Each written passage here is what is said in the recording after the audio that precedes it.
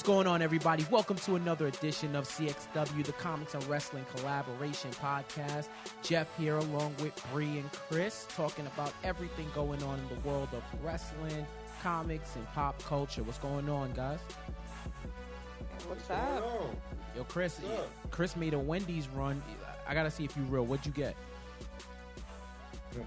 Well, I initially went to go and grabbed a spicy chicken ranch Asiago sandwich and got a couple of nuggets. Okay. A double stack and a junior big cheeseburger. I grabbed really all these items, when I was going out, for my sister and my nephew and my pops. And I'm only going to give stuff to my pops because I found out that my sister was out too. And she came home not too long before I did, and she already gave my nephew food. Nice. So I'm assuming that she already ate. So you know what I did? I just ate up the nuggets and the chicken sandwich. And I might keep on this cheeseburger, but I'll give my pops double stack. See, I was gonna call you a terrorist because you got a junior bacon cheeseburger and a double stack. Like that's type terrorism. But the nuggets are always a go-to. The nuggets are always a go. Like you gotta get the nuggets. I don't care if you went for a salad, always. You gotta get nuggets too. Always, man. Nuggets are very key. Those spicy nuggets are always key. So, as always, unfortunately, we don't have the spicy nuggets anymore in my area. So, they cut them out. Yes, they did, man. Yo, Wendy's. Man, they need to start the change.org joint. They need a change.org petition to bring back the spicy nuggets. I'm telling you, those were key. Those were the ones. Key, man.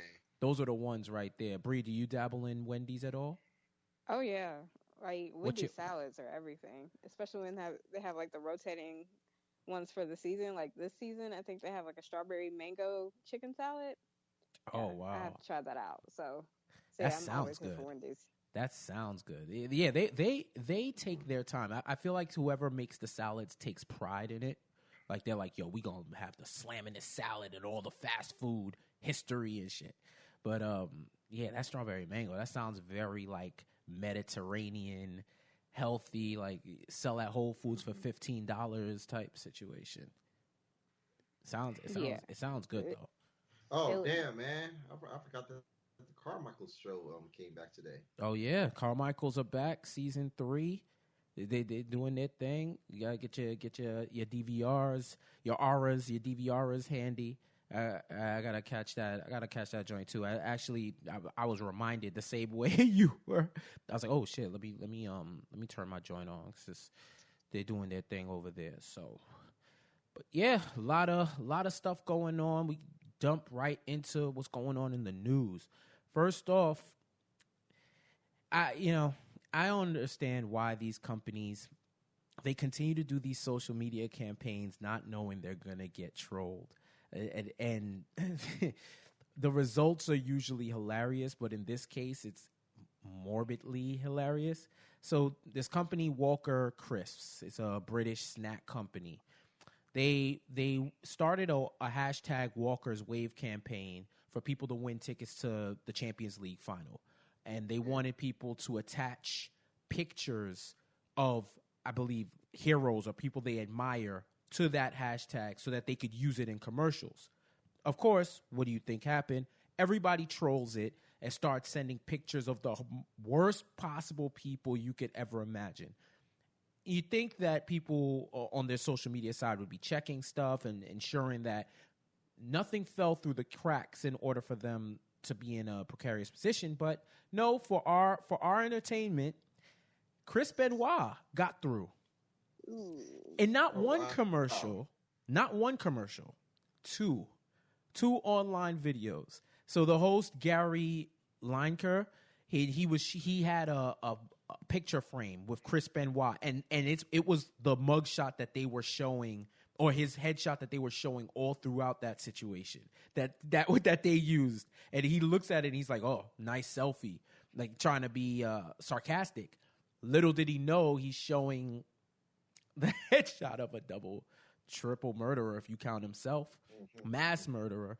And it's just the craziest thing about it is they eventually took down the post and apologized and everything, but it takes like 5 seconds to do a Google image search to see who that person is that they picked. And they probably picked it because it was, a smug type look and something that they thought would be funny. But how do you not check that? How do you leave that? That's just negligent, and also it's stupid. No one do their due diligence around here anymore, man.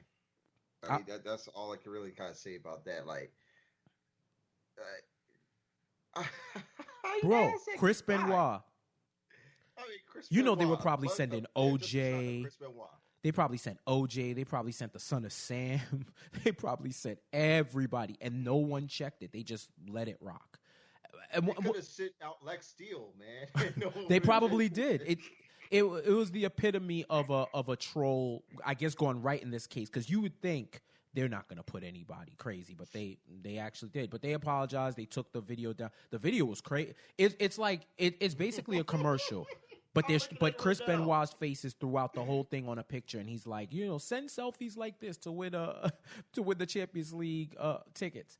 But I'm wondering if the person who sent it in won the tickets. Like, did they win the tickets and then they reneged after they saw that it was a murderer that they were showing and they're selling their Walker's crisps? Like, imagine if OJ was on. Imagine if OJ took the Popeyes lady's place. Oh my God. That's probably the only time where I'd have to have a heart to heart. Like, yo, it might be over for me and Popeyes. OJ's is just a little bit too far. That might be where I have to cross the line at this point. But yeah. So note to all social media managers running campaigns: do your due diligence before you post anything from the internet that you solicit in a nationwide, wherever your nation may be, commercial. I just thought it was crazy when I saw that. I was like, Chris Benoit? Like, wow. How did that get through? Like, how the hell did that get through? So, yeah, crazy days in wrestling Twitter. Speaking of wrestling Twitter, Cody Rhodes, he's a good brother, yo. He's a good brother. So some dude was trolling Goldust promos about him coming back and taking it back to the era, Shattered Dreams Productions, all of that, 99 and 2000. The dude tweets, I don't know what Goldust meant when he says he's back to his golden age, because hasn't Goldust always been a jobber? Then Cody responds, 3-time IC champ, 3-time World Tag Team champ, replace jobber with future Hall of Famer and kiss my ass while you're at it. So, it's funny what I thought about that. First of all, that's a great brother. People on the internet are messing. I don't know if he checks Goldust's ats or they check. A lot of people do check their mentions of their names, but people were adding him with that. Like, yo, look what he said about your brother, son. What you gonna say, son? You gonna let that slide? And Cody's pretty active enough on Twitter where he is gonna send those shots back. But I found this interesting because it's almost the same concept with sports, where in this day and age, if you don't win a ring, you're trash. It's all about rings. If you don't win a ring, you're trash. Forget the career that you have, individual accolades. It's all about rings. And I didn't think we got rings would make it to wrestling Twitter. I didn't know that this mindset would make it. To call him a jobber, you weren't watching. This dude has to be young. Either young or he was just trying to troll. And that's the worst possible way to troll, where your troll has no type of fact. Because you can't, there's no way you could call Goldust a job. In his entire career, like a job, like, dude, like this dude he's wrestling legacy. He's held titles. He's had prominent feuds. Segments, moments, reinvented himself.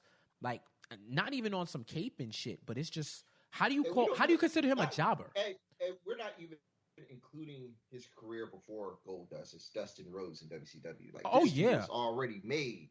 That's where I was taking offense, because I remember WCW Saturday Morning, bro. Like the Dustin Rhodes was doing his thing, and then when he came as Goldust, right? Yes, the Natural. That's right. I just remember the Natural. 4-star matches with Steve Austin, bro. Like, bro, come on, man. And this is before Austin got the Dragon Balls and reinvented himself. You know what I'm saying? Like dogs. This is That's like somebody, I'm not going to lie, I will react if somebody says Stunning Steve Austin was trash. I will react. I'm like, yo, when Stone Cold had hair, he was nice. Like, that man was technical. Like, this is a dude who changed his whole style, including his wrestling style, to fit a persona. Because of an injury. That too, yeah, yeah. He switched up his. He knew how to switch, whether he was injured, whether the angle called for it or the gimmick. But I just thought it was funny. People need to remember that just because they have just because they're famous, don't think that you won't get responded to. Or maybe that's what people want. I think a lot of times people just want the reaction. But if you're gonna say something, man, at least have some type of merit. Like, you know, this isn't Barry Horowitz we're talking about, but even him, he's still a Hall of Famer to me because he was still impactful. Like those dudes were the dudes who were the enhancement talent for all of the future and current Hall of Famers that you see today. And even him, his gimmick was pretty fly too, but it wasn't in his cards to be a winner, so to speak. You know what I'm saying? But even someone like that, like to say Goldust was a jobber, I was just that kind of took me aback. Like, yo, was you even watching? Have you watched any era that he was in? I know. When did that person start watching anyway? Right. Who made that tweet? Some random. Yeah. And also, I mean, but conversely, like, of course, we all know that, you know, Goldust is a legend. His credentials cannot be questioned whatsoever. But when will wrestlers get to the point where they just don't respond to people? Because it's obvious that this person wants attention, and you see all of these other people responding negatively. I mean, like 90% of wrestling Twitter are just trolls anyway. So why would you just respond in general? I mean, it's the same reason why they would respond to people who say you suck in the crowd and want them to oblivion. You know, I think wrestlers are the ones that it enhances them when they respond. Like, look at Kevin Owens. Kevin Owens was out here. He blocked CFOS. The dudes that make all the themes, he blocked them because he said they called Shinsuke the new face of America, and he's out here blocking people. And Kevin Owens, I love Kevin Owens' Twitter because he be going at it. Like that's the dude that will crack on you until you have to fight. Not even want to fight. You have to fight because it's the only way you're gonna save face. I get what you're saying on that, but I do think that, especially with wrestling Twitter, that's something that can only enhance you because people want that constant interaction. So you know, I don't know if I would err on the side of taking real offense to it, but I like his tweet. It was a good jab, and he put the credentials out there, and it's undeniable. Like, that dude, you could argue for all of the title reigns that were going on in the Attitude Era that Goldust holding a world title was not out of the question. It wasn't something where people would scoff or say you must be out of your mind. Like, that was something that really and truly could have happened. So, yeah, you know, if you're gonna troll, at least troll with some type of factuals or something that's something that somebody could be like, well, he's not wrong. Maybe then you'll look a little better when you get put on blast. So now, if you were to talk about Black Rain, yeah, is he about to talk about what? What'd you say? I'm sorry. Black Rain. Yeah. That was his in R7. Oh my god. Oh. Like, now those were the two missteps in his career that, you know, they could date back and say, damn, man, he really was a jobber. But when you talk about entire careers, though, you know what I'm saying? Like, once you encompass it all, then yeah, you gotta kind of fall back, bro. Gotta kind of fall back. So, Tomaso Ciampa, he did something to his knee. It ain't good. The difference between being hurt and injured, and this man is injured. He gave a fire promo on NXT this week. You know, the usual. It's funny. He came from a different angle than I thought he was going to come from, where he basically said he knew he was going to be out. So since they didn't win, he took out Johnny Wrestling too, so that nobody would miss him. That's some real psycho, what you call it, like serial killer type shit. I'm gonna take him Psycho out. killer. Dog, you think about his gimmick. That's one of those. How do you know if somebody's a psycho test and you give them a scenario and they get it right and you just looking at them like, all right, let me put this in the back of my mind and log it. No, if everybody starts going missing in the house one day, you're prime suspect number one. But this dude legit said, y'all were going to miss me. You were going to replace me. Ain't nobody going to replace me. So he's going to be out while I'm out. At this point, I haven't really heard too much about the extent. I know they were saying torn ACL or sprained ACL. So it's something to do with a major ligament, and he's going to have damage and he's going to be out for a while. So the question I'll ask you, I'll start with you, Bree. What do you think this injury, knowing the extent, let's say a few months, is this a severe blow to their impending rivalry between Gargano and Ciampa? Do you think this is really, or how do you think it's going to affect it? I don't think it'll affect it much. I mean, of course, it sucks for immediate momentum, but I think as far as storytelling, this really could work in both their favor. So I'm here. I mean, it sucks that he got injured, but I think it'll be good in the long run whenever they get to that eventual payoff. Yeah, one thing about NXT that helps is that you don't see people every single week. So it's not as if we're going to notice that. You'll notice it, but they have so much talent that they bring to you on a weekly basis between 205 Live, UK now, and NXT that they can plug in the holes and build and build and build. This joint to me could be what Taz versus Sabu was in ECW. How they built that joint up where they didn't even interact with each other for almost a year, or I think a little bit more than a year before they finally had their one-on-one. They could build it up something similar while they're both away and doing vignettes. What do you think, Chris? Well, this, I mean, it might suck for Brooklyn, because in all likelihood, I don't think Ciampa will be cleared enough time to really come back from an injury like that if it is a torn ACL. He also, he had an ankle injury as well going into TakeOver. And so he worked with his ankle injury, and he ended up, messing his knee up. Also, I think he messed his knee up during that ladder dive, where they both almost went head first, and I think his knee got messed up during that spot. I was hearing a lot of conflicting reports on his injury status too, whether it was his knee or maybe his shoulder was messed up too. But he got messed up pretty badly. After that match, and it's gonna suck, that he's gonna be away for a while, and more than likely Johnny Gargano's gonna be away is also around the same time period, and I don't think it'll stunt any momentum. I'm pretty sure they're probably going to get their one grudge match in before they're called up, and who knows what happened then going forward. I'm kind of glad it was his knee and not anything else, because that miss was crazy. Like that shit could have been bad. Like bad, bad. So, give me the knee or the neck. Take the knee every single the knee every single time. You feel me? But I don't know if they're working it, if he's really hurt. I think from all the reports I've read and from what I've heard, it's he is injured. He's injured, and whatever time they're going to take. He's been working with it. He's actually been working injured for a long time, right?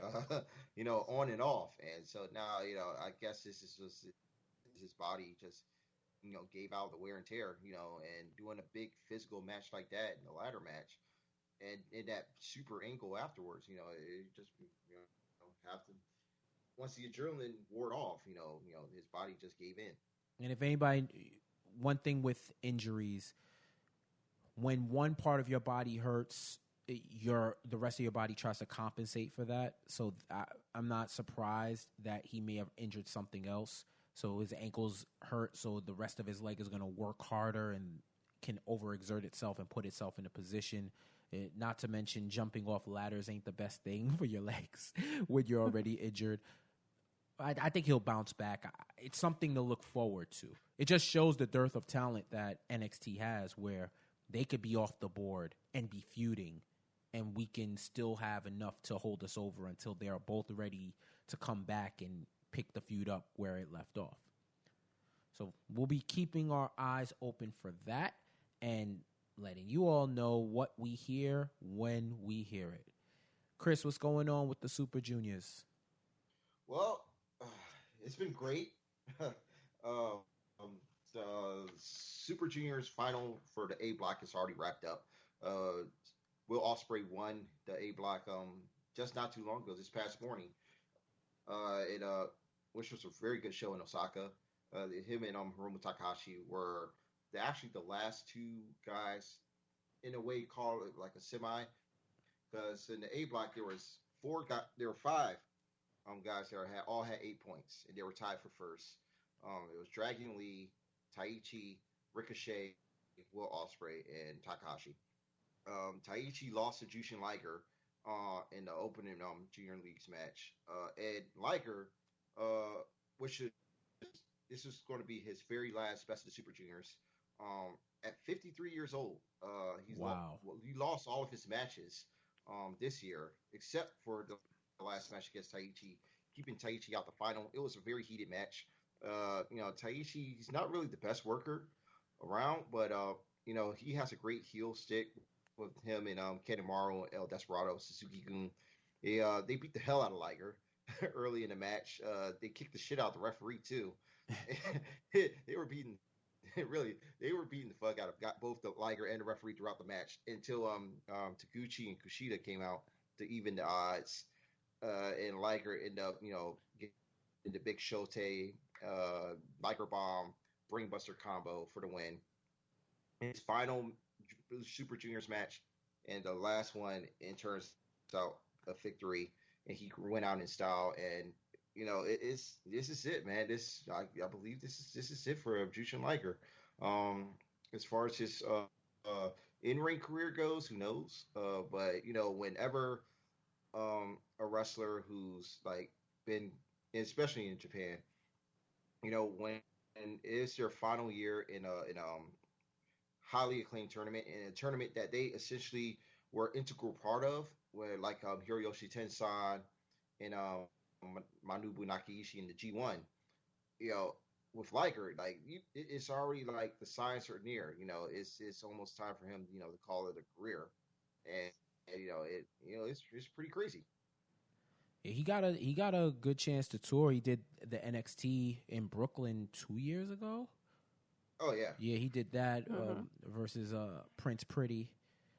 He had that match. So and this man is storied, right? 53 years old. I think you made your point, Liger. You made your point.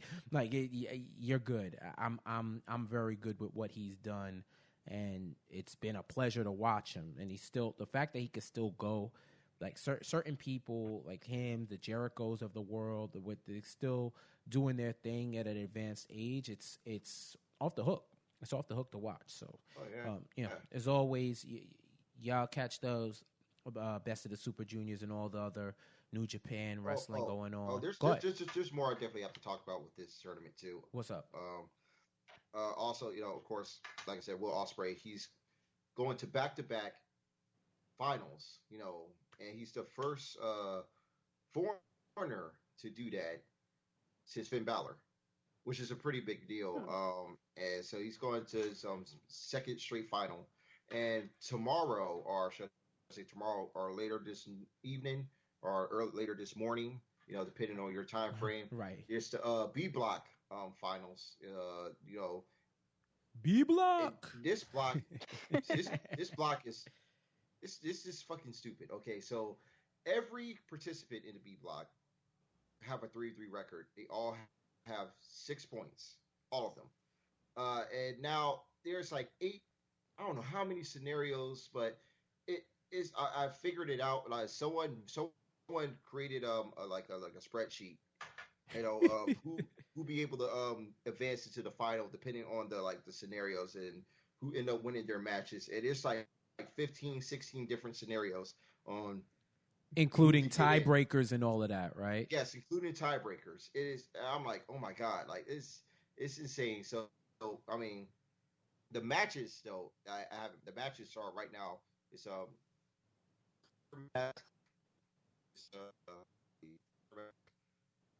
versus.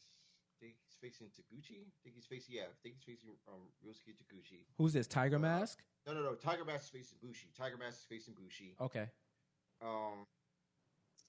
Folador Jr. and Kushida, which should be great, and I feel like that's going to be the match that leads to the final. ACH is facing he's facing Ryusuke Taguchi, and Yoshinobu Kanemaru against El Desperado, and the battle with Suzuki Gun members, and it's like I could send you guys the scenarios, but it's just way too much to talk about through here. Oh yeah, like, words cannot even describe. It's like week 17 in the NFL when somebody's trying to get in. He's trying to get in the playoffs. Yeah. You're trying to back door, side door, front door. You have to get in order to by winning, and then the other opponents have to lose, and right. Or draw, or something like that has to happen. Well, when we wake up tomorrow morning, it'll all be fleshed out. There's multiple ways to watch these. There's a bunch of sites that has all of them up and all of them available. So check Definitely that New out. Japan World, though. New Japan World. This is $8.91 a month. Cop that in US dollars. Cop $9.99 yen, but $8.91 per month. Go and subscribe. So much content, so great, man. And live showings. You got English commentary too. There's an English site. It definitely get New Japan World. It's great. Also get the network too. And Flow Slam if you can. Right. But my pockets aren't that deep, so I'm just sticking with 2 subscriptions at this moment. Same. But I would also say New Japan Pro has up AJ and Shinsuke Nakamura from Wrestle Kingdom as a free match of the month. So if you haven't. If you've heard all this stuff about what they were doing in Japan, that's the match to watch. Because when I started watching Wrestle Kingdoms, I got into Wrestle Kingdom around that year where these two wrestled, and that shit was. I think you watched the year before too, man, with Ibushi and Nakamura too. Yes, yeah. I did. You're right. So I was there the year before, but it was one of those that I think the first year I saw the clips afterwards. Like I watched the matches afterwards, but that Wrestle Kingdom with AJ and Nakamura, I was up for that joint. And the shit looked like Mario World with all the stars I wanted to give it. Like that's how off the hook it was. But if you want a nice intro into what New Japan is about, seeing those two go at it in Wrestle Kingdom, it's the WrestleMania of New Japan. Like there's no other way to call it. It's the biggest show of the year, and they put the fuck on. So, good looking on the updates on that. Eager to see when is the final. The final is this Saturday, June the 3rd. That's dope. That's crazy. It's crazy when you think about it, how they've been having all of these consecutive house shows and house shows and house shows. Yes, and Dominion's the week after, too. It's a lot.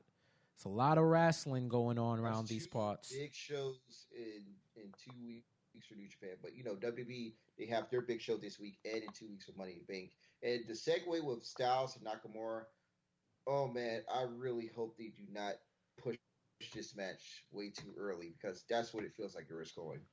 Yeah, I hear you on that. When we talk about Money in the Bank, whenever that's what is that 2 weeks from now? So I guess in 2 shows from now, we'll discuss that and get into that a lot more because that's something that I'm hoping that they pump the brakes on a bit because I don't know if we need that right about now.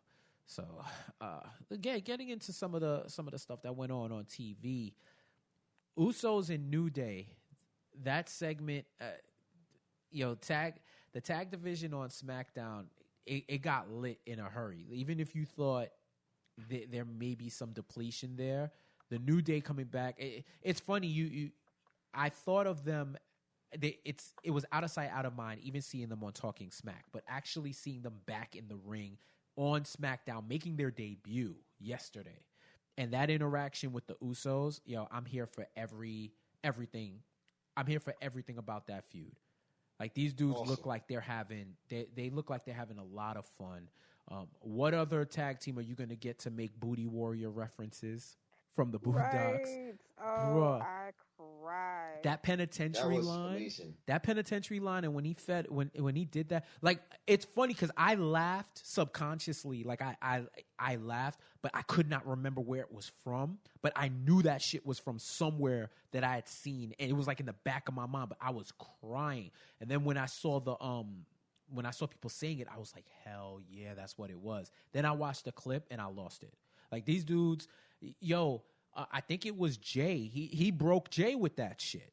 Oh, Jay, I think they were both laughing their ass. Yeah. They're trying to hide their laughter the entire time.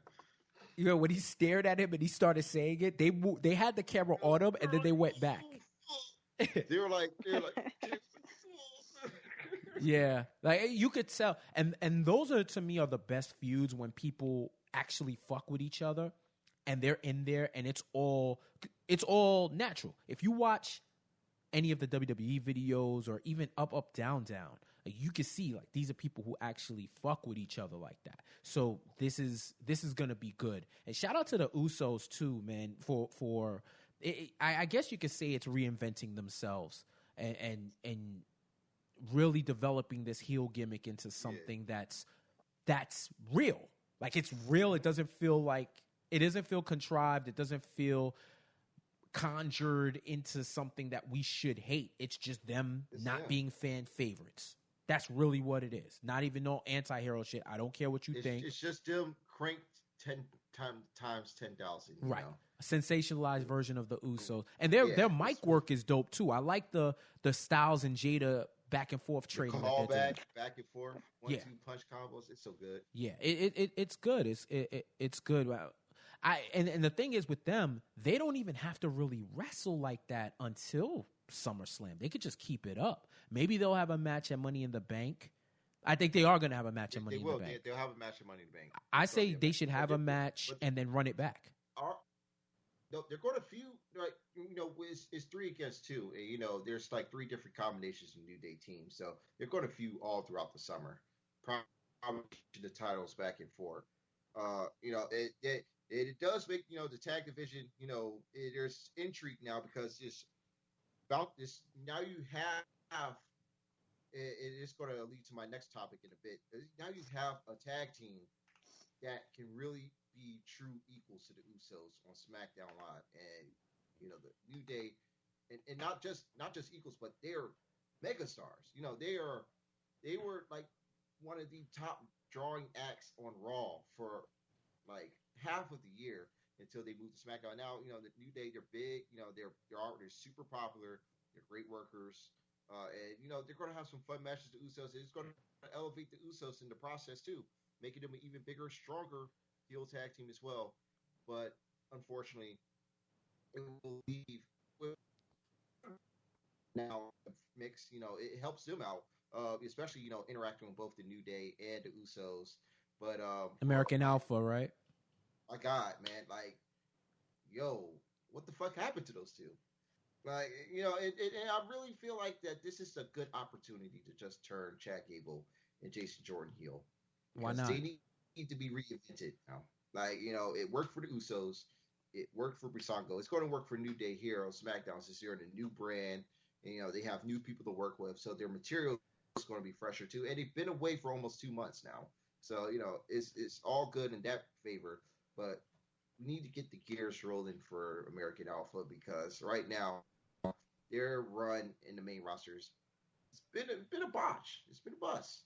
I mean, even with the tag ring, start and stop. A lot of start and stop. But I see what you're saying with that. But I think that the time away is good for them. So just for them to rethink a few things. And shout out to SmackDown really being the land of opportunity. Look at Breezango. Where in the fuck, dog? These dudes are it right now. That segment that they had with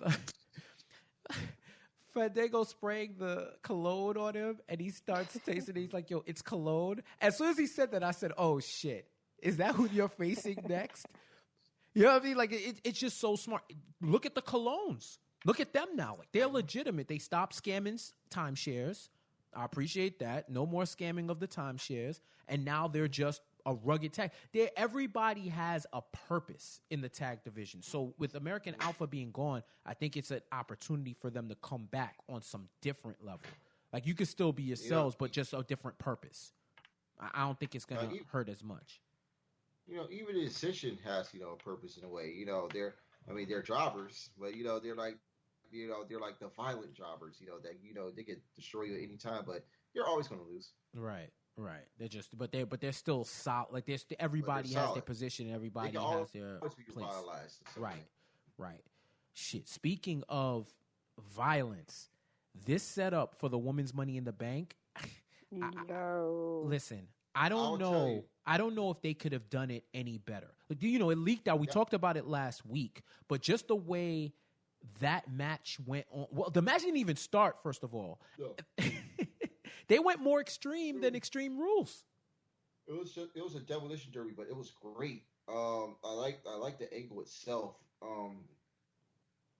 The thing is, though, with the Money in the Bank ladder match, as historic as it is, that's really a big deal for these women here, especially for SmackDown in general, because, for the longest time, they never really got that much attention apart from the Raw women's division, especially in terms of main events and historic gimmick matches and first time matches. Right. This is really huge for them. However, oh my God, I don't think this match is going to be as good as, we will think it will be, despite that crazy segment that they had, because I don't know. What's your trepidation with it? Train wreck. What I think. Go ahead, Bree. I was gonna say, I actually, conversely, I think it will be great because solely based on the talent that's in that match. Like, and the setup was perfect for it, but I think they're gonna show us way more once we get to the actual match. You're really looking forward for Carmella and Tamina to take ladder bumps, Bree? Absolutely. Tamina has a titanium knee anyway, so she'll be fine. I'm here for it. Well, here's the thing. There's ways they could modify it if they bring down the title a little bit lower, and then make the joints. I'm just saying they could, but I don't think they should. Jeff. Yo, it's the number one contenders match. Naomi's not in this match. So what do you? So no, the briefcase. I said title. Yeah, the briefcase. No, that's also the problem. Why can't they just all get a shot right now? That's what I was gonna say. Like killing each other. Yeah, that's what that would have been a crazy idea where they would like if Naomi came next week and said, "Yo, there's no way I shouldn't be in this match. Fuck it, put the title up and let's just have a ladder match for the put the title up. Fuck a briefcase. You get the title, you win." That might be something that's ill too. But I think they want the spectacle of a woman holding the briefcase that can cash it in at any moment. Okay. But there's not as many women superstars, so that specter of will she or won't she? It's either you or one of the other 5 or 6. You know what I'm saying? Like there's 10, there's a probably maybe 10 on the SmackDown roster that's active like that. So if I'm Naomi, I know how to watch my back. It's a little different when there's mad superstars and mad scenarios that could happen. I guess it's the same difference where you could have a championship match, you get beat down, you win, and then they run in and cash it. It's the same thing. I think that's what they want it to be. It's essentially a number one contenders match where you cash it in wherever you are. That's the essence of Money in the Bank. But I think even if it is a train wreck, I'd rather them get the opportunity to prove people wrong and do these type of matches. Word. We've been internet's been wanting a woman's TLC match or a SheLC for a while. But this is good too. I think ironically I would have loved Naomi to be in it. Ironically, I would have loved Naomi to be in it. And it looks like Nia Jax might have wanted to be in it too. Y'all saw her tweet? No, yeah, I saw that. That was shady and wonderful and perfect. See, but the thing is, It was shady, but are we projecting shade or was it legit shade? Because she basically said, I love it how the SmackDown, how SmackDown uses their entire women's roster every week. So I'm like, yeah, if I could take that as shade, but or celebration where you would want it to be on your side too. If she was getting a little messy, so be it. Wrestling is messy. Fuck it. You know what I'm saying? But I do like the fact that everybody's in there. I think that they have a good mix of talent. It's the same type of mixes that you get in the male Money in the Bank. Like you have the Kane types who are the bigger superstars who you're like, how the hell are they gonna get up and climb that ladder? You have I guess Charlotte would contend as being the most aerial out of all of them. This is someone that could do spots, but I don't know if we have anybody that's gonna do some crazy spot in the match, which is why, once again, it's ironic. I'd love to see Naomi in this, but I'm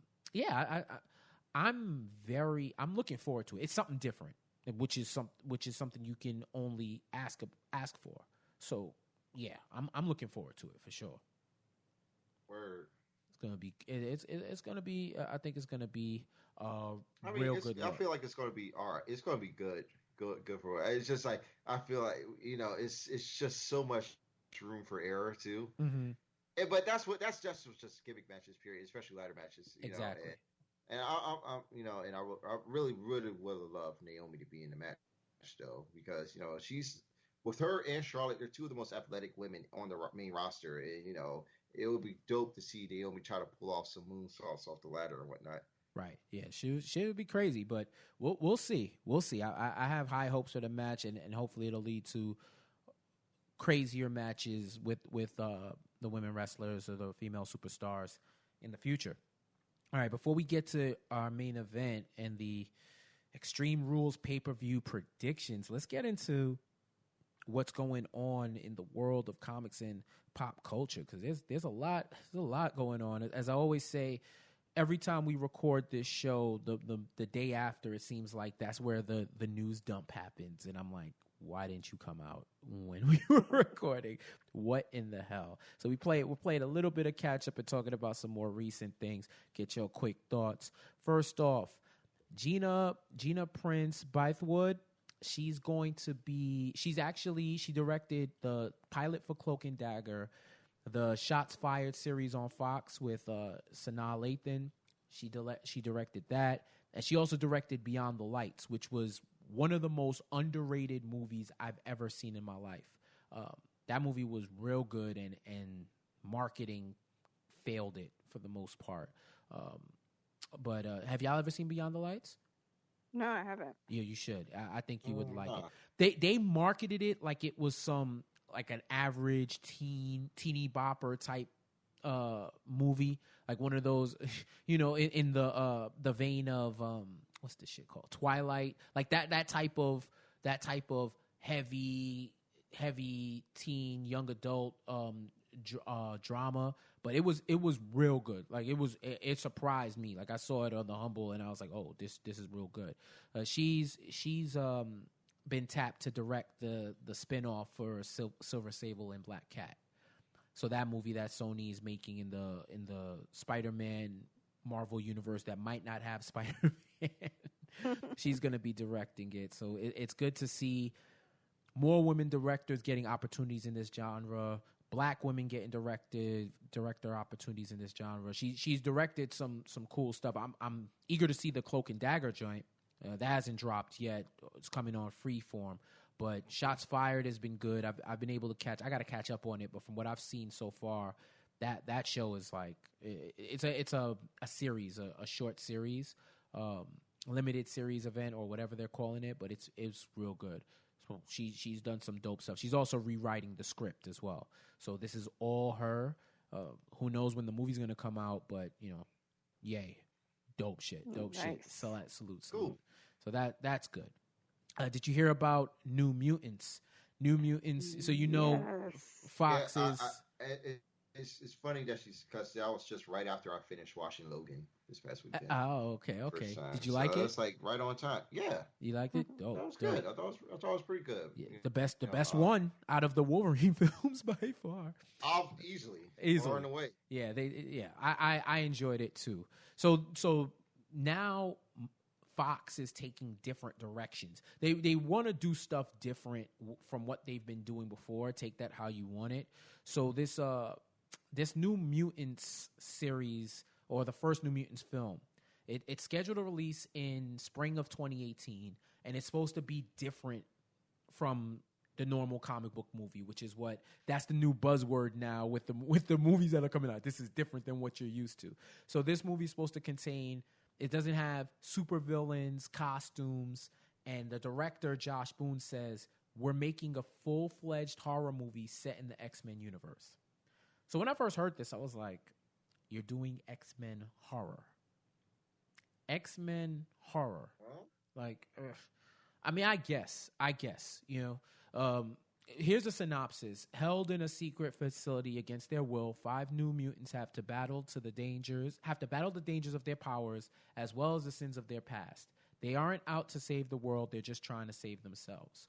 So I'm imagining they're in a concentration camp, like a mutant concentration camp, similar to Days of Futures Past and all those other dystopian futures where mutants are being held against their will and treated like shit. So they're making their escape and whatnot.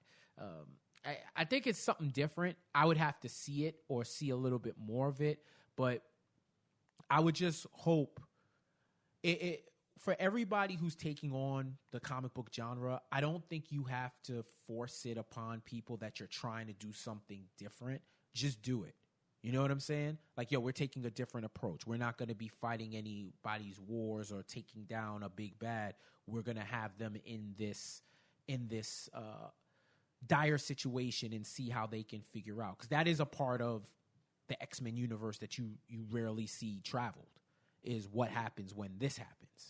So yeah, I think that's something that's interesting. And the director also said that he's a full-fledged stan, a Marvel stan, X-Men stan. So he's not one of the he's saying, like, I'm not one of those people who takes the subject matter and it just says, I don't want to do anything superhero or via source material. I'm just gonna make some type of art, and it ends up stinking. So we'll see. I always err on the side of caution, but. And there's something interesting that I saw about the new Mutants film is that Rosario Dawson is probably going to join the cast, and I'm really curious about that because she's in the Marvel, not cinematic universe, but the Netflix universe. Yeah, it's still they still consider that the cinematic universe because it's TV and movies combined. Yeah. But they make a lot of references to the movies too. Out to the incident, and all that. So it should be interesting just to see how she figures into that. But I think it'll be cool to kind of see it in such a dark and macabre kind of way. So I'm really intrigued by it. Well, so I have to ask. So New Mutants, is this going to be set years after the Logan film, or is it like just another spin-off altogether? Listen, they're going to have to figure out that timeline. I am not Barry Allen, bro. I can't do it for you. I can't do it for you. They're going to have to figure out that timeline. I'm thinking it's a spin-off, like, as always, but because Logan allegedly takes place like 6 or 7 years after they came back from Days of Futures Past. So I don't know where they're going to do it, but that could be an alternate reality, or they could just be taking it afterwards. I don't know. It makes my head hurt. I'm not really trying to think about that. They're just gonna have to figure it out, or they'll just say fuck it, like they've done before, and y'all figure it out. We'll see. They have Macy Williams, who plays Arya on Game of Thrones, as Wolfsbane, which is cool. That's a good casting. As far as Rosario Dawson, Marvel's all about getting those multiple checks. The dude who damn, and I'm mad I'm blacking out on his name. He was Thanos, and now he's gonna be Cable in Deadpool. Brolin. Now Josh Brolin. Who's going to be? That's what you mean, right? Who's going to be the villain for New Mutants now? Who do you think it is? Mr. Sinister. Well, it's going to be a horror setting. Why Right. not have one of the villains that actually looks like a damn horror character in Mr. Sinister? And they were actually making references to him in the Logan film too. So I guess that's all going to play a part. Right. They can drop all of those references. Josh Brolin, thank you, Bree. That's who I was thinking about. Who he's getting multiple checks. So I don't think, and the role that she's supposed to be playing, I don't think she's playing one of the mutants. She's playing one of the doctors there. So I don't think, or scientists, or allegedly. So I don't think it would throw it off in terms of her character. It depends on what happens with Defenders too, because we don't know if she's leaving unscathed. So who knows? But it's all about getting those multiple checks. It's movies and it's whatever. There are multiple universes as far as Marvel's concerned. So keep getting those checks. I wouldn't be mad. You'd see me in everything. I'd be in DC. I'd be in Marvel. I'd be like the Stan Lee of all the comic book movies. Just put me in, dog. Just give me that FaceTime and let's get it going. All right, next. This one I was hyped for. I'm not even going to front. Animaniacs is coming back. 90s cartoons back in the building. Crazy, so Steven Spielberg, he's looking to reboot the franchise. His Amblin Television production company, they're teaming up with Warner Brothers. They haven't landed the network yet, but it's been streaming on Netflix, which I feel like everything streams on Netflix, and it's just so much content that you just never get a chance. You go browsing on Netflix and you'll find some shit like, yo, even the original stuff, that Amazon, all of them, like you find certain stuff and you're like, damn, what the hell is this? And you go into the abyss. But I'm very hyped for this. That was one of my favorite cartoons as a kid. Funny as fuck. It was grown for the age group that was watching it. It was grown as hell. So many jokes just going over our heads, and right. we just didn't pay attention to it. Or you get it, and you like, yo, should I be watching this? I'm gonna keep watching though. I'm gonna keep watching. So yeah, man, it's that's something that's cool. Were you guys big fans? Did you watch it when you were younger or coming of age? I watched it for a bit. Now I've peeped a few episodes when it was on Netflix about a year or so ago, and like I catch all the references now that I didn't then. Shit was fucking crazy, man. Dog. You think about it, it's like, what were they saying? Yeah. But I was more of a Freakazoid guy, so and I'm just wondering. I'm just shocked that they haven't made like a live action film of Freakazoid or fucking Johnny Bravo. Did you ever see that concept art that was going around with The Rock as Johnny Bravo? It would have been so great, in like 2001, 2002.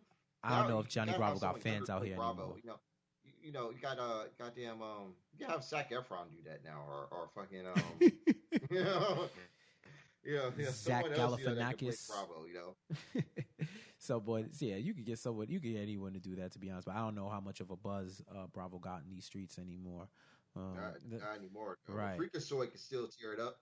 Yeah, it'll get his fans. Shit, if Power Rangers is coming back, why not? You know what I'm saying? Like, why Shit, the bring hell back not? American Gladiators. Make that to a damn film. No, we already Go got the all the way challenge, in. bro. We got the challenge. It's all good. We don't need American Gladiators anymore. We got champs versus pros. We're good on that. Oh, sidebar. You know they brought Fear Factor back with Ludacris? Yeah. Yeah, I was like, what the fuck? Fam, I watched the first episode and money, it's Fear Factor again. Yo, this shit is so nasty. It's so nasty. Like, yes. That first but what's wild? That first episode ain't even the nastiest shit because they show previews and I'm like, oh, you see, Fear Factor that whole time was just me saying nope, nah, nope. But you put $50K on the line and you just gotta face your fear. You just gotta face it. You just gotta face it and see if you're gonna get that money. But man, I salute everybody who goes through it without quitting. You know what I'm saying? Unless it's one of those challenges where you need to breathe and you can't breathe. And it's like, all right, death or $50K? Yeah, I think I'm life or $50K. I think I'm gonna choose life. But it's wild. It's wild what comes back and Ludacris as the host is just hilarious. It's just like he's like, yo, y'all gotta go. Y'all lost. Y'all gotta leave. Be out. It's hilarious. But Yeah, diving back into this news, June 7th, Castlevania is coming out on Netflix. So if you ever, I don't know if any of y'all ever played the video game. That was one of my favorite NES games. Yeah, and they've gone full retro with it. So if you watch the trailer, they're blowing the cartridge from the NES, putting it in and firing it up. They said this is going to focus on the last surviving member of a disgraced clan who fights to save Eastern Europe from Dracula, which is the Belmonts, the main characters who oppose Dracula. They say that it's going to be taken from the plot of Castlevania 3, which was more of a prequel to the Castlevania series. So if you played 1 and 2, you were playing the successor to the protagonist in this one, who's Trevor Belmont. And it's 1400s Europe, fighting against Dracula. Why not? If it's as any good at the video game, I'm all in. Why not? I'm surprised more of these don't get made, but this has been trying to get made for a year or two, so I'm eager to see where they're gonna go with it. Good series. Anyway, even though it's all completely out of order, because it gets really confusing. Right. At some point, they were just like, "Yo, just put out a game. We'll figure it out. Right. Later. We'll figure out the storyline later. Just release it. Just kill Dracula. That's all you need to know." But I'm excited for it. Yeah. Castlevania was one of my favorite games growing up, so I think it's going to be a wonderful series. Yeah, we'll see. It's hard to mess up stuff like this. Even if it's not like amazing, as long as it's good, it's good to bring back the nostalgia and see them build on the series. So we'll see. Wonder Woman comes out this weekend, June 2nd. It's coming out, and men who have never interacted with women in their life are upset because there's been women-only screenings of Wonder Woman, and they're beside themselves. How dare you guys congregate without men?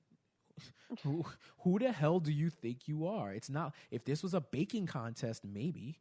But this is Wonder Woman. What the hell are you guys doing by yourself? Yo, it's crazy what people get upset at, dog. It's crazy. Yo. Insane, man. Dude, I saw a tweet, right?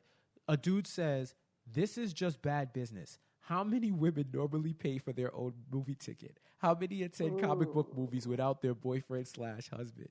I'm like, fam, did you learn that you club your woman and drag them back to the crib instead of introducing themselves? Like, it's just funny. Like, I'm not gonna lie, when I read that, I busted out laughing because I didn't know if he was dead ass or not, but he was completely serious. He was completely serious about it, saying that it's bad business, as if women haven't been purchasing things without men since the dawn of time, the dawn of money.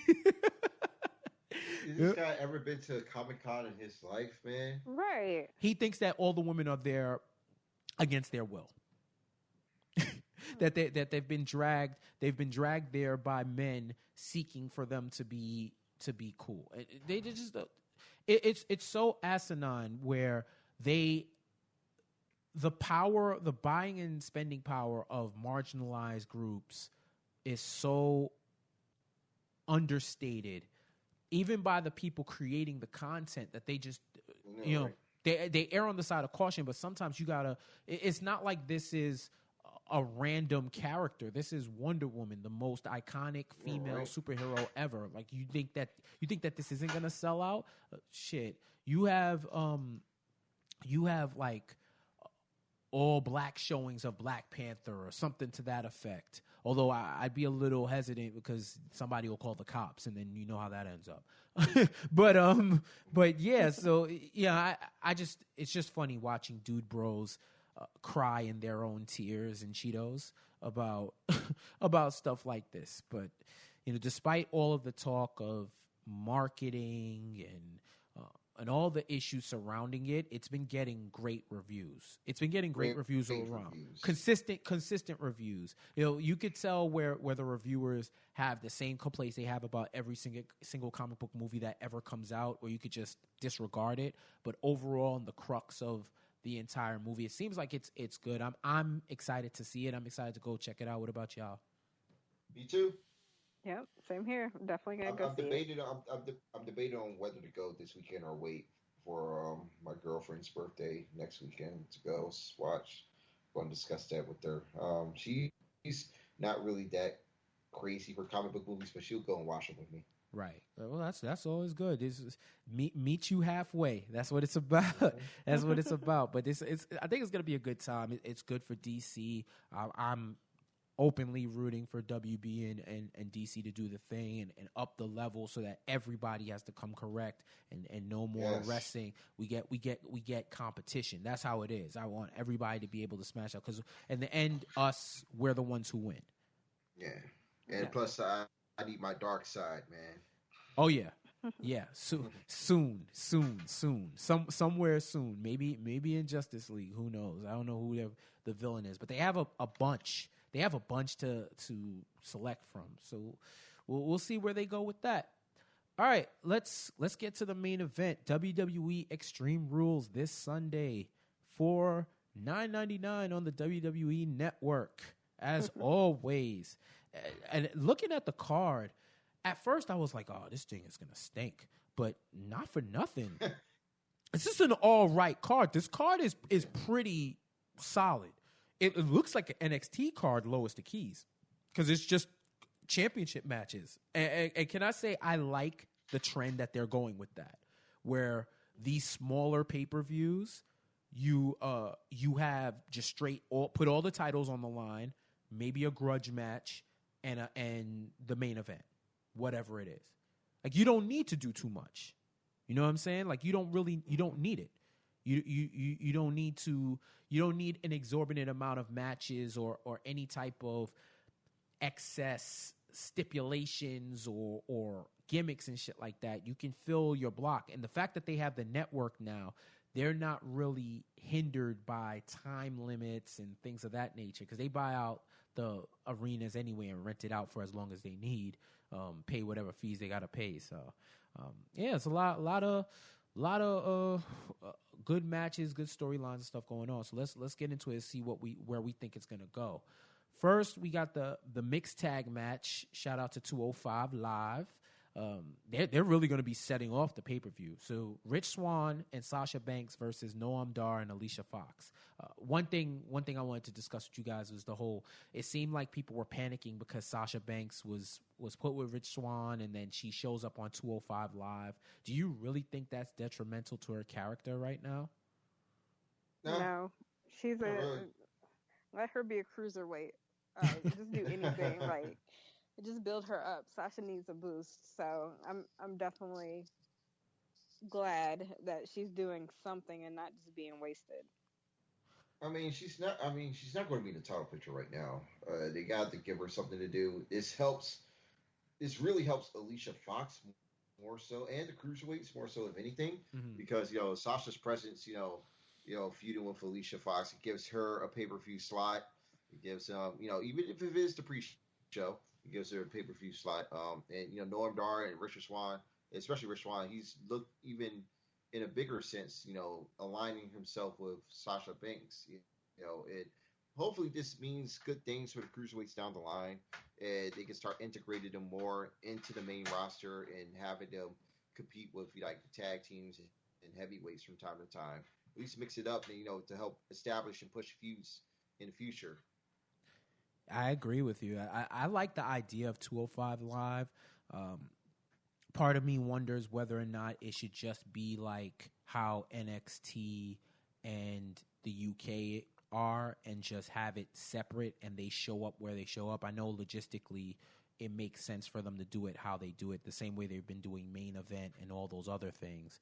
But at some point you're going to have to, if you want to make it the unofficial third hour of SmackDown and you just feature them and then integrate them, because it's wild that you think about it logically, right? They're a Raw brand, basically. Those characters can also appear on Raw, but they wrestle on Tuesday nights after SmackDown, which is crazy. Which also didn't make any sense to me. I mean, I get it. Corey Graves is on Monday nights. That's a great spot for him, and that's the ultimate sign of, yeah, we think you're ready for big time with the flagship show. But logistically, it would make more sense for me to have put. I think it originally should have been Morrow and Corey on SmackDown. Morrow, Corey, and then whoever the third person is, and then just put JBL, Cole, and Byron or whoever, or Tunga on Raw. That would have made the most Todd sense. Phillips on SmackDown, Todd, Corey, and Morrow. That would have been the dream team. Right. That would have been solid. And with everything that went on, who knows? Morrow might still be there if it was them three. But who knows? As far as this match, I mean, flip a coin, dog. I don't know. I couldn't tell you what. I think it's going to be a cool match. I think it's good. It's good showcase. I really don't know where they're gonna go with it. I don't know who's gonna be slated to win, but I don't know. Flip a coin, I guess. I wouldn't be surprised if Noam Dar and Alicia Fox wins and builds up their whole heel shit or whatever they're doing. What do you guys think? But really, it really holds no gravity. So, So the official prediction is I hear you. I'm just like, there's no. As long as Sasha doesn't dance again, I'm good. Bruh. Oh, they're gonna be more dancing. Oh, for sure. Yo, Rich. He's gotta break out some Baltimore moves. Yeah. Oh, snap! They're Rich Swan's hometown. Oh, B More, right? Oh. So he's losing then. So he's losing. Yeah. It's possible that he may lose. Yes. The hometown lose situation is in effect. There you have it. Shout out to whoever said that it looked like Sasha was counting while she was dancing. She was 1 and 2 and 3 and 4 and you can't handle this, and 5 and 6 and 7 and 8 and oh man, I mean whatever, man. That was just everything was funny at that point. WWE Cruiserweight Championship match: Neville and Austin Aries in a submission match. I'm excited for this. I think it's going to be another great match. They've been working real well together. Neville's probably one of my top 3 favorite heels in WWE, whatever brand you want. It's a submission match. Rings of Saturn versus Last Chancery. At this point, I don't know what else they would have on the horizon to have Neville win again, unless there's somebody else that they want to give the belt to or they see as a next progression. To me, if Austin is going to win it, he's going to win it now. So I think that he's going to do it. Bree, what about you? Yeah, I think Austin Aries, I think it's his time to win the title now. Like, the chase has gone on long enough since, I guess, the build before WrestleMania. So it's definitely his time to get the title. Yeah, I do think that it's funny too because they wrestled at WrestleMania and this feud has been going on. Like, it's been going on for a while. So at this point, I have no clue what else they could do. Like, if what's his name? If Austin Aries loses, where does he go from there? You know what I'm saying? Like, who else is stepping up to challenge realistically Neville next? So to me, if you put a gun to my head, I would say Austin Aries is emerging as your cruiserweight champion. I got Aries winning. I mean, this is time to win because they've been pushing this feud for way too long now, and they're the only 2 guys that really matter right now as far as the cruiserweight division goes. They're treated as equals, but I really didn't like the fact that they had Neville tap out on Raw, as opposed to waiting until Extreme Rules for it to happen. Because that's Neville's first loss since December, since he returned to the cruiserweight division. It is. I don't know. It won't hurt the match, but I really feel like Aries should win this match and win the title. And shout out to Neville too. He's built up that cruiserweight division. Like, ever since he came on his King of the Cruiserweights tip, Like he's helped legitimize that division, and it's been real interesting since he's been the champion. But I do think Austin is a good person to pass the baton to and let him carry it. Possibly let Neville chase. Maybe we get part 3 or part 4 at Brooklyn, or Austin faces somebody totally different. But yeah, I do think it's time. I have the same sentiments about the Raw Tag Team Championship match with the Hardys and Cesaro and Sheamus in a steel cage. I kind of felt maybe they just wanted to preserve everybody, but I thought this was going to be a TLC match off the bat. When the Hardy Boys selected the stipulation, I was like, oh, this shit's going to be TLC. They're going to do TLC. But they probably was like, yo, you know what? We've done like 14 ladder matches in the span of 3 months. Can you please chill? But the steel cage match is still going to be, I think it's going to be pretty fire. But my same sentiments about Austin Aries and Neville, I feel the same way about Cesaro and Sheamus.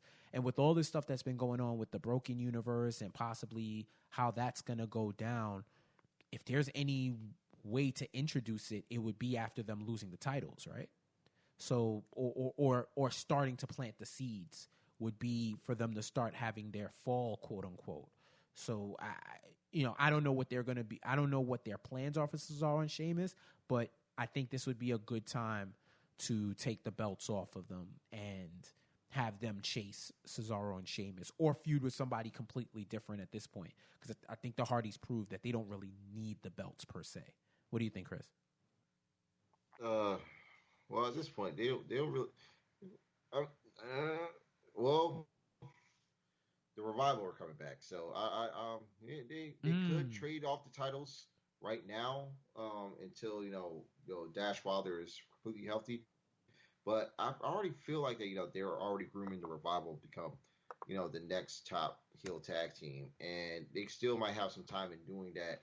But I won't be surprised if Sheamus and Cesaro do win, because they need a win, because my goodness, bro. They haven't won a match in this feud so far. They really haven't. Anything. So I figured this would be a good time for them to get the titles now and keep them until Great Balls of Fire and the Hardys win the titles back, and then that could set their feud with the Revival off going into SummerSlam. Got you. It just once again the dearth of talent and we saw the top guys on, and that dope angle with who's beating down Enzo. I really like that angle because it seems like it's spontaneous with them and how they're slowly being introduced. So I could see that. I could see that as a major possibility. And also, shout out, I can't remember who said it on Twitter, but someone had brought up how Corey Graves said whoever beat down Enzo, he'd like to shake their hand. And Enzo comes out, Cass comes out and shakes his hand when he was pressing him about him thinking it was him. And Cass ends up shaking his hand. It's shout out to @BabyBalor, who had that. He was like, didn't Corey Graves say last week that he wanted to shake the hand of the person who attacked Enzo, and then Cass shook his hand, LMFAO. And I was like, wow. I feel like you just mind blown. No, my mind was on fire. Someone got to make a Bashabania video of that. Yo, right. Like one of those, digitize your voice and say the conspiracy theory about why it's actually Cass. But yeah. So that's been another great storyline thing going on. Bree, what do you think about these tag titles? Who's coming away? Yeah, it's definitely time to give the strap back to Sheamus and Cesaro. And kind of speaking about the stipulation, we can only take watching Matt and Jeff hold their backs and rub their knees like during matches and right after. So I knew it was going to be walk so slowly. Yeah, like you could see them like just grimacing like to the ring and leaving the ring. So yeah, I'm hoping for a as safe as can be steel cage match, but it's definitely gonna go to Sheamus and Cesaro, because if we're gonna have them return to the Broken Universe, we need to have them do that. And plus, it looks like they kind of need some rest anyway. So right. and we don't want them actually broken. So Right. hopefully we could I think they preserve already them. are, but it's okay. Right? Yeah. I mean, yeah. They're not. For all of the stuff that they've been doing, it's not been as frequent, and they've been wrestling singles matches and stuff like that. So I think they'll be quite all right. Put them in the hyperbolic chamber and see what happens. All right. Raw's Women's Championship match: Alexa Bliss versus Bayley. Kendo stick on a pole match. First off, let me say that Bayley, This Is Your Life might have been the worst segment. It's the worst of 2017. I don't think it's Alexa's fault, but man, that was Booker said this was tough to watch when those two, Bayley's friend and first boyfriend, were kissing, but I was like, yo, this whole segment was tough to watch. That shit was bad, yo. Like peak bad. Like not good bad. It was so bad. And even Alexa trolling the crowd couldn't help it at that point. And certain things with those type of themes where I get it, old is new and new is old, where we've seen that multiple times, but it resonates differently throughout the generations. But I feel like I would have rather had Alexa coming out there completely disrespecting Bayley than do a This Is Your Life. I don't know how much of that was on the crowd or on the segment, but man, they hung her out to dry with that one. Yeah, that material was ass, bro. I didn't even watch the segment, but I've listened to a report from Dave Meltzer and Brian Alvarez, and the way they described it was more than enough for me to say, man, you know what? I might have to watch this segment just to laugh because it sounds that bad. Yeah, torture yourself if you want, man. Torture yourself if you want, but yeah, it was ungood. Do you think Alexa Bliss will be able to reach the pole? Oh, shade. I mean, I'm just saying, like they're gonna be asses and put it up wild high. Like Bayley's gonna have to go get the kendo stick, unless Alexa Bliss is gonna do some Ninja Warrior climbing for it. If it's hanging low, Bree is about to react because she's gonna stand up for her short sister. I am shorter than Alexa Bliss. Yes. Jeez. Oh, wow. I'm surprised you're not jumping through this joint to choke me right now. What I'm saying, she's like, it's all good. It's all good. No Napoleon complex here. I hear that. But I just kind of on a different note, I think it's a shame that they're turning Bayley's gimmick into, you grew up watching wrestling and you should be embarrassed. Aren't you embarrassed about this? Like, it seems like that's the only story that they have going with her. So for that, really, I hope we get like a psycho killer Bayley. Like, I want her to turn into Tomaso Ciampa. Like, I want her sitting at the top of the ramp, just looking over. That would be hilarious. Alexa with a kendo stick. Like, I want broken Bayley. Yeah, I think at this point, the happy-go-lucky joint, for whatever reason, with everything, it worked in NXT, but now they've made a mockery of it, which they wanted to do and didn't want to do at the same time, maybe storyline-wise, but not in real life. But at this point, it's only so much you could come up. There's only so many times you could come up and talk about your past and what's going on. It's like, what's going on now, Bayley? Like, you can't be gee golly shucks all the time. I mean, I don't know. I'd love to see a broken Bayley or I'm mad as hell and I can't take it anymore, Bayley. That would be awesome. This match, I don't see any reason why Alexa loses the belt. She's been money with it. I just don't see any reason why she loses this. I could see Bayley getting the kendo stick and then somehow Alexa using it against her.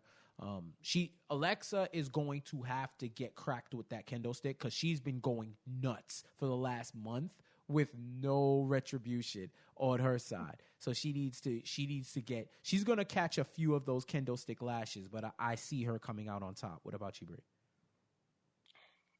Yeah, well, I, I think it's gonna be brutal either way. But actually, I do want to see Bailey with the belt instead. So you think you think she's gonna you think Bailey's taking it? yeah, I think Bailey's gonna take it, but only if she actually like shows some edge and beats Alexa's ass with a kendo stick. I'm sorry, I'm just laughing at the thought of Bailey like just being brutal.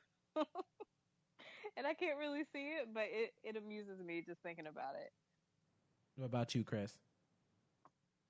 Man, Alexa's retaining. But I have her retaining, but she should get her ass kicked though. Like I just want to see her run around the ring, getting like beaten up by a kendo stick, while Bailey just swinging and swinging and swinging. Alexa's face changing every single time, and Winston trying to run away. But she's definitely going to win. I mean, I don't mean she's just been great. Like she had like one of the best. I mean, can you really say rookie years? I mean, as far as being on the main roster goes, like Alexa has shined leaps and bounds from SmackDown coming into Raw, and and she's only getting better. Yeah. I do think there has to be some type of get back with the kendo stick, but I do have her coming out on top. IC title match, Dean Ambrose versus The Miz. If Ambrose is disqualified, he will lose the IC title. You're asleep for this one? Yo, you will not disrespect the most must-see champion in the history of WWE, bro. It's Miz, bro. Like it's Miz time. It's Miz. Yo, when y'all get a chance, y'all have to see. Go on Xavier Woods' Twitter. He remixed Dean Ambrose theme song because he's playing 2K. He's playing WWE 2K17 or whatever, and he remixed Dean Ambrose song to like saying leather jeans and boots, but to the theme, bro. What? Yo, I saw it like an hour before we got on. I was in tears. Like, what is wrong with you, bro? What is wrong? But like that, I could imagine smart crowds doing that shit when he comes out. That's how funny as fuck it was. But this match, we've seen variations of this match between them hundreds of times. I feel. I think Miz wins, and Miz wins by disqualification. Because that's in full character. I think that would be the funniest thing and the best thing for him is somehow to get Ambrose disqualified so he loses the strap. I could see it going down that way. Either way, I wouldn't be surprised if Miz wins it. But I do think he's going to be the one that does some heel shit, gets Ambrose disqualified, and he comes out on top. What about you, Brie? Actually, I think Dean is going to retain, and Okay. even though I can see, like, of course, Miz and Maurice up to their typical heel antics, I think that Raw is trying to extend this feud just a little bit longer because they don't really have anyone else to contend for the IC title. Mm. So I can see Dean retaining just for the fact of, or just because they don't know what's coming next, or we don't know what's coming next, rather, but yeah, I think Dean's going to retain. I can't speak. What about you, Chris? I have Dean retaining as well. With Miz end up getting disqualified. Because the rules play up against him, and Dean gets to keep his title because of it. And I mean, there's really not too much these two could do. I mean, Drifter is waiting in the wings. He did win a match by disqualification against Dean Ambrose, right? So in a way, he is kind of owed a shot, and he need to get the ball rolling with him soon too, because he can't be doing a whole lot of squash matches going forward. Yeah, he got a squash this week. He looked all right. Yeah. Zach Evans is sounding like hell though. Yeah. I got to get that Drifter song on iTunes, by the way. Like that Drifter was out here dropping bars. It's like, oh shit, okay. John Mayer Drifter. But the writing was good, but his vocals were trash. Oh, his vocals are always trash. But the Robs was on point though. But I'm like, yo, if Drifter could actually sing, this shit would be fire. Elias Sampson. All right, let's get to this Universal Title #1 contenders match. Roman Reigns, Seth Rollins, Finn Balor, Bray Wyatt, and Samoa Joe. Extreme Rules Fatal 5-Way. First one wins. Who y'all got? Finn. You said Finn? Mm-hmm. Finn Balor. I'm still going with Joe. I'm still going with Joe on this one. Why do you think Finn? Well, at this point, they've been booking Finn as a guy that is like the underdog in a way because he's undersized compared to all his opponents here in this match to face Brock Lesnar. He hasn't won any of his match leading up to this 5-way, and he was supposed to be the guy facing Brock anyway. Before after Braun, but now with the Braun injury, it got shot up, and and he hasn't lost the title. He did lose it. He had to lose it due to injury.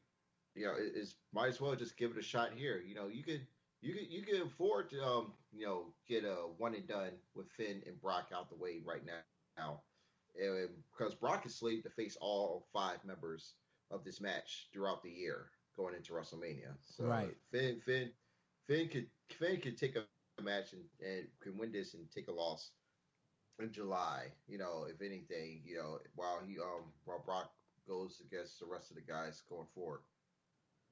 And why do you say Joe, Brie?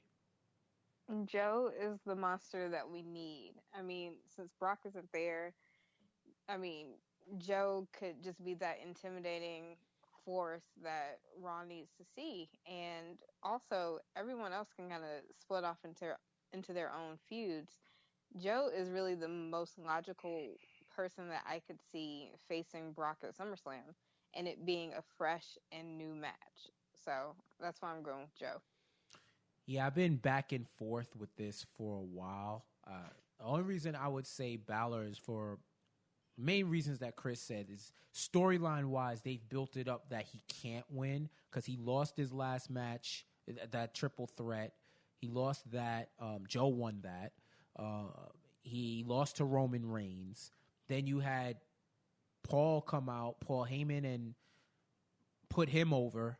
So I don't know if this is a red herring where they're pointing us in the direction of Finn and they're going to swerve with somebody else. Do they really want to have Roman face Brock at a smaller pay-per-view? I don't know. Seth and Brock, maybe. I could see it, maybe, but I don't know. Bray and Brock. Only reason I would say no to Bray and Joe is it would in essence be 2 heels going up against each other, which is something new and fresh if it does happen. But just by my process of elimination, if it isn't Joe, I think Joe, Seth, or Finn are the 3 that have the best shot. If there were Vegas odds, it would probably be on those 3 because I don't think Roman is WrestleMania bound probably.